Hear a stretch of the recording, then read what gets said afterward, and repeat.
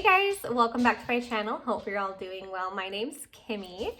Today, I wanted to share with you my labor and delivery story. So, by the way, if you see me rocking back and forth, it's because I have my baby in my arms and I'm trying to put her to sleep. So, don't mind my movement. It is soothing to my child.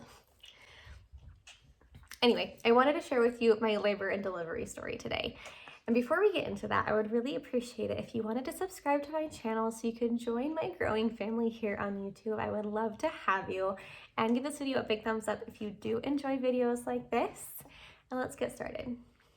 So I did want to begin and preface this with kind of what I did prior to going into labor. I was doing quite a bit of things trying to naturally induce labor. I had it in my head that she was going to come early. I have no idea why. Probably because I came about 3.5 weeks early. That doesn't mean that my child's going to come early. But I don't know. I just had a feeling that she was. But boy, was I wrong. She did not come early. So, weeks prior to her due date, I was starting to research ways to naturally induce labor. I didn't really want to schedule an induction date with Pitocin. I did want to try to go into labor naturally, albeit doing things to naturally induce labor. So what I was doing weeks prior, my dad gave me his BOSU ball, labor ball, delivery ball, birthing ball, whatever you want to call it, exercise ball, those big balls, right, to sit on, because that's what he sits on at his office. And I heard that helps not just to induce labor, but also kind of just get baby into a good position, open your hips, and all those good things. So while I was working during the day, I do work from home, I was sitting on this BOSU ball, bouncing, doing hip rolls, figure eights, just, you know, opening my hips, getting baby into a good position, all that sort of thing. And plus it was honestly so much more comfortable than sitting on a chair while I was working during the day. So it was a good time. So I did that for weeks prior to her due date. I started that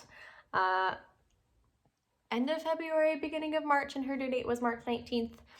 Not really sure when I started, but somewhere around then. Then the week leading up to her due date, where she still hadn't come yet, I was so surprised.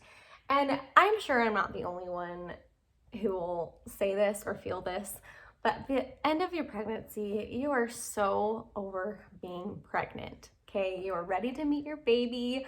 You're over being huge and uncomfortable. And for me, every movement was made me in so much pain. My pelvis, I had SPD and round ligament pain. So every lower body movement just was so painful, and I was over it, okay? I just wanted to meet my baby already. So that's why I was trying to naturally induce labor rather than just like let her come whenever she came. Do these things actually help? I really don't know. I'm not a doctor. I don't know how these things work. I was just trying, okay? It made me feel better mentally. So in addition to bouncing on the ball, I did this Thursday. So the day I actually went into labor, okay?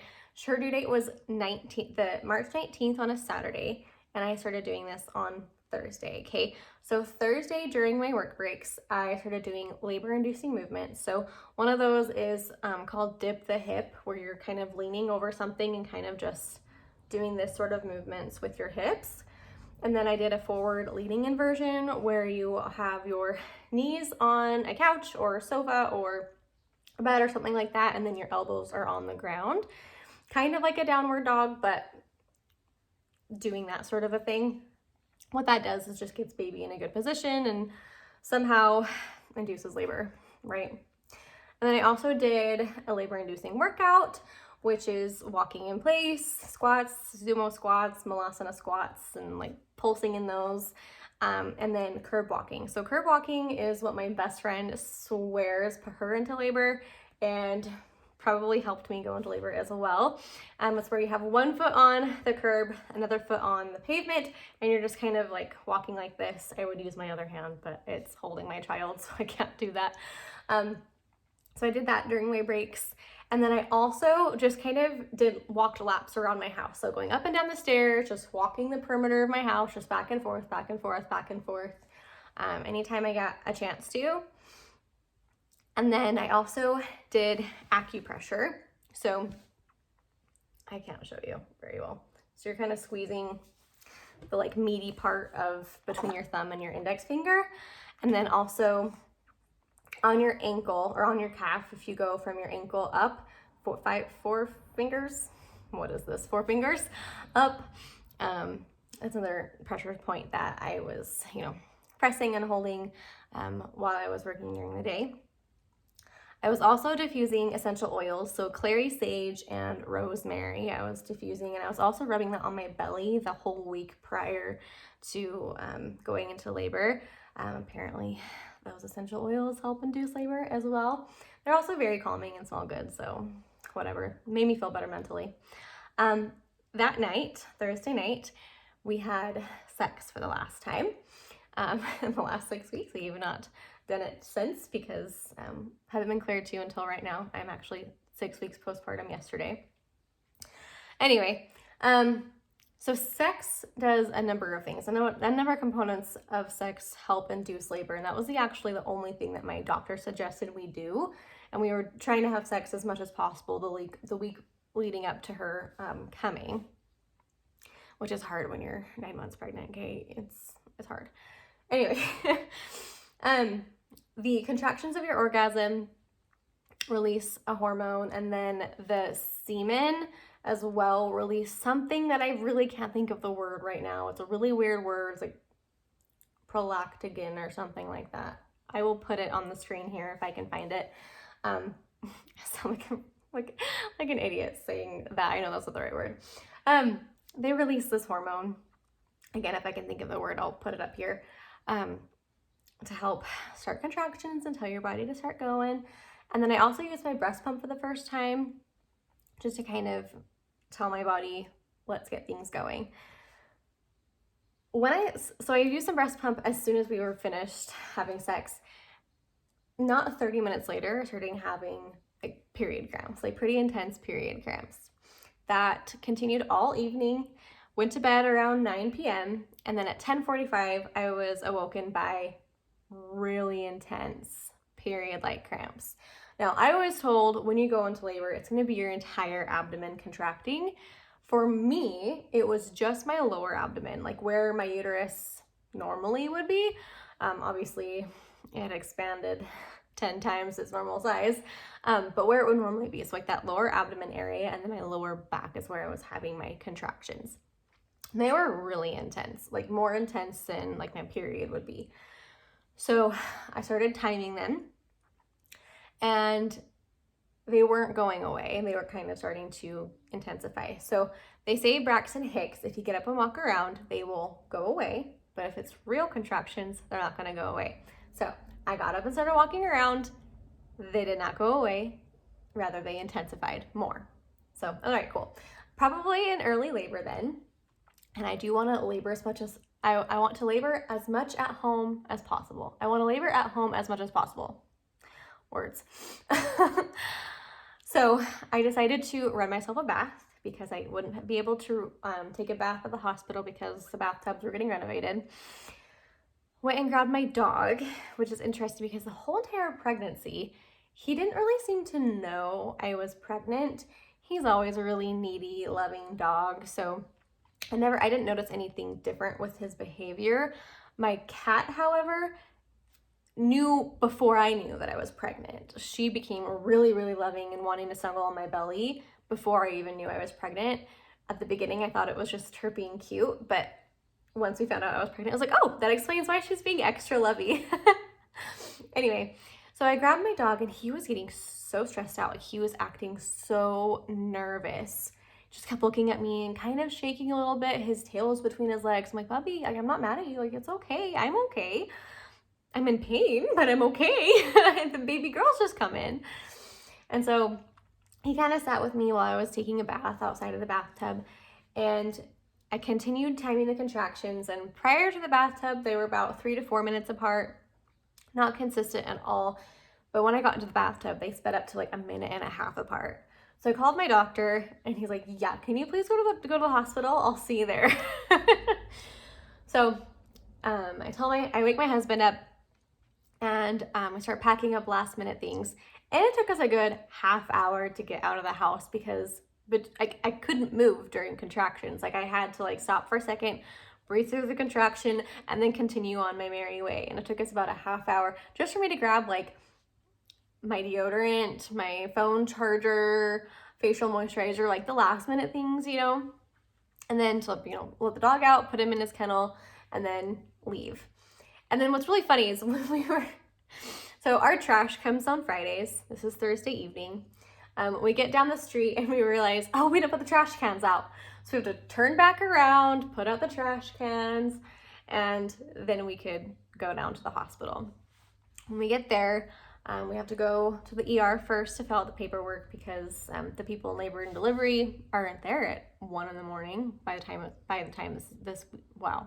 we get to the hospital, it's about 1 a.m. So we go to the ER to fill out the paperwork. The nurse comes down and picks me up in a wheelchair and takes me up to our room. They check me out. Now, on Monday was my last prenatal appointment. I wasn't dilated at all. I was 90% effaced, something like that, but I wasn't dilated at all yet. When she checks me, I'm almost 2 centimeters dilated, not quite, but almost 2 centimeters dilated, 95% effaced, and baby's head is right there. So they check me in, and I continue laboring as much as I can. What's interesting is the contractions didn't feel that bad. I felt like they were pretty manageable. If I can, I'll put a clip that I filmed, a Snapchat that I sent to some of my friends. I look great.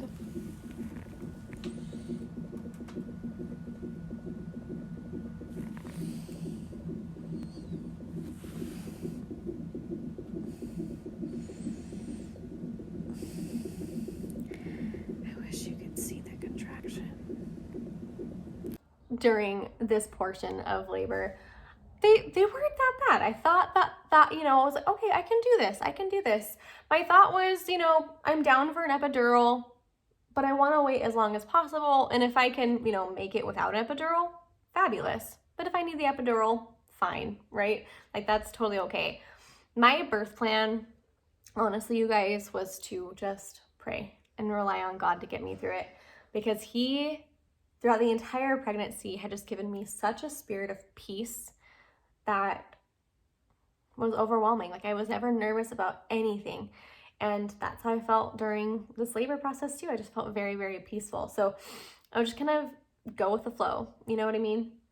I knew God would protect both her and I, and everything was going to be fine with whatever happened. So at about 3 o'clock, the nurse comes in and says, hey, your blood pressure is super, super high, and that's not good for you or baby. I highly suggest you get an epidural because that will lower your blood pressure so you can relax between contractions and everything will be fine, because right now you're not relaxing between contractions and that's why your blood pressure is so high. So I was like, all right, let's go ahead and get the epidural. The epidural was an interesting experience. That nurse came in, or whatever, her anesthesiologist, is that what they're called? Came in to do that. And I leaned against Eric, and you have to do like a cat pose, like a very intense cat pose, so that she can feel your spine and find the right spot to put the needle in. They wash off your back, and then they put this like numbing cream, and then they put an anesthetic in there similar to Novocaine. It's not Novocaine, lidocaine, don't know what it's called. I'm not a doctor or nurse. I don't know anything about medicine. And they put that in there first, and that burns, okay? And then it numbs you. And then she puts the needle in for the epidural. And then she puts in whatever the medicine is for the epidural. And once that goes in, I've heard so many people describe it this way, and it's so true. A wash of just ice goes down your lower extremities. It's the wildest experience. And then slowly, for me, it was like toes going up. I got numb. Like, it was very slowly within 15 minutes. And at the end of that 15 minutes, I was fully numb. I couldn't move. The nurses had to like help me adjust into a comfortable position. I couldn't move. And then I just told my husband, all right, babe, go to sleep now, because this is probably the last time you're going to be able to sleep until baby is here, like until tomorrow night. So go to sleep. I'm going to try and sleep. He falls asleep within like 5 minutes, and we rested. Now, I did sleep. However, I was woken up by the nurses like every hour. Okay. It was not like a nice sleep. So I got my epidural around 3:15, and about 4 o'clock, the nurse comes back in and she says that Mia's blood pressure had dropped. Okay. No. So about 4 a.m., the nurse comes in and she says, your contractions aren't progressing. They've actually slowed down. So they gave me Pitocin. They asked if I was okay with getting Pitocin, and I felt okay about it. So I said yes. And to speed up the labor again. And then about an hour later, around 5 o'clock, they come in and say that the baby's heart rate? Yeah, her heart rate was dropping. She wasn't liking the Pitocin. So they moved me around to kind of, I don't know what that does, but apparently that supposedly helps her heart rate go back up. Then an hour later, they come back. Her heart rate her heart rate went back up, but then like an hour later, it went back down. So they took me off Pitocin, and to get her heart rate back up, it worked. She just did not like Pitocin. They kind of did that off and on for a couple of hours, but then at like 7, they decided, no, let's keep you off Pitocin because she just really doesn't like it. And they gave me oxygen instead. And I noticed around 7:45 was when I woke up for good that morning, that we had the most beautiful sunrise. So my window over here overlooked the mountains, and we had this beautiful lavender sunrise that was kind of framed in like this really beautiful blue color just poking out over the mountains, and it was just so beautiful. Purple is my favorite color, and especially lavender. Lavender is the color that I wanted to decorate her room in, and so it was just really special to kind of wake up that way. Then, so my water hadn't broken yet, so the doctor on call, not my OBGYN, but kind of the doctor in the hospital, came to break my water around 8 a.m. And nothing really came out because her head was kind of blocking all of the fluid. But he said that I was 6 centimeters dilated. Her head was right there, fully effaced, ready to go. He said that I was going to go pretty quickly at that point. So they decided to call my actual doctor to come in because baby was going to come real soon. And he got there around 10 a.m., but they still didn't come in. Right before he got there, they did check me, and I was 9 centimeters dilated. So at 10 a.m., I was at 9 centimeters. So they waited another, 45 minutes is when he finally came in, because I said, hey, you guys, I have to poop. I don't actually have to poop, but that's the feeling you get right when you need to start pushing. So told the nurse, all right, let's go. So they came in and we started pushing.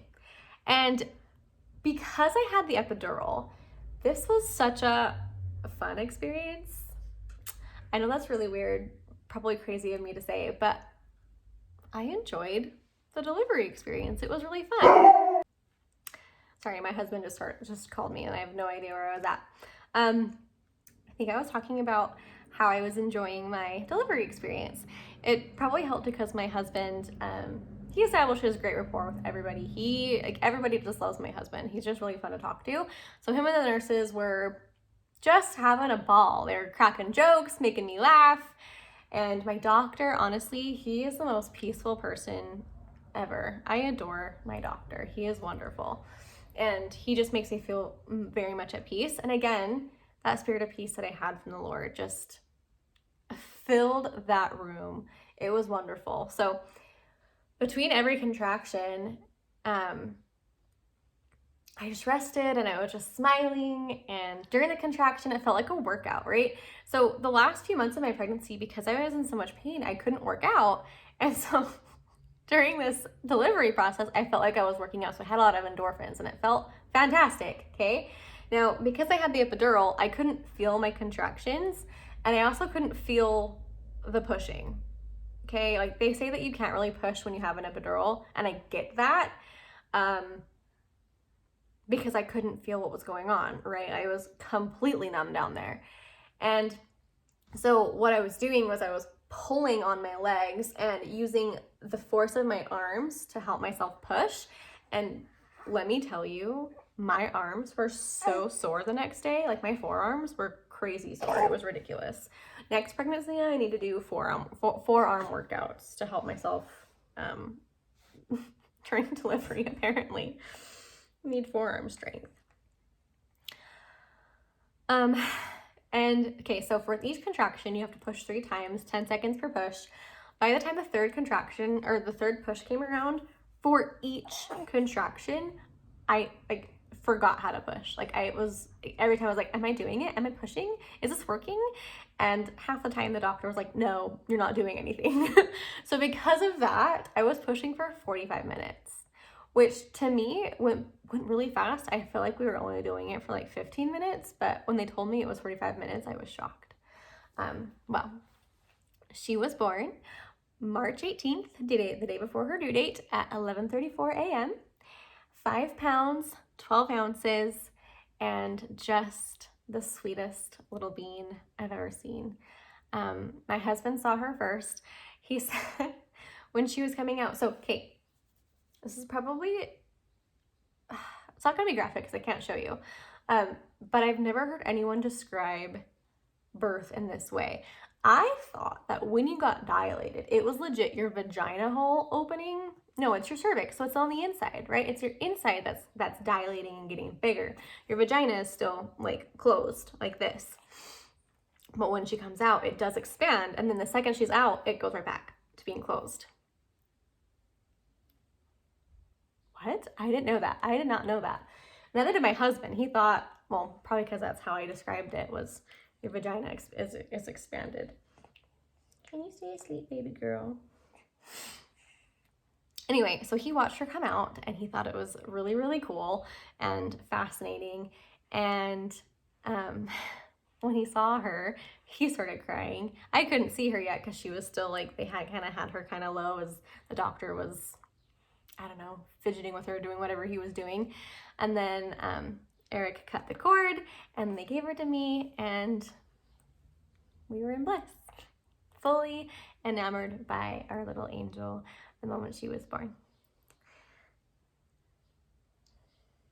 We haven't decided yet if we want to show her on camera yet on my channel, so I'm not going to show you her, but her name is Emilia Graciela, or Mia for short, or Emelita as another nickname, and she is everything. She is the most darling little thing ever. Love her so much. And so yeah, we were at the hospital for the rest of that night, and we left the next day around 2 p.m. to kind of sit at home for the rest of the weekend before Eric went back to work, because he didn't get any paternity leave. He was able to work from home for the remainder of the next week, but he wasn't able to take any paternity leave. So we did want to, have the rest of the weekend at home to kind of get our bearings before he had to return to work.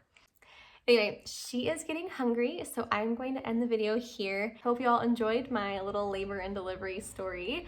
I've got a few more videos similar to this coming up. So if you like videos like this, please be sure to subscribe to my channel and give this video a big thumbs up if you did enjoy it. And I'll see you guys next time. Bye.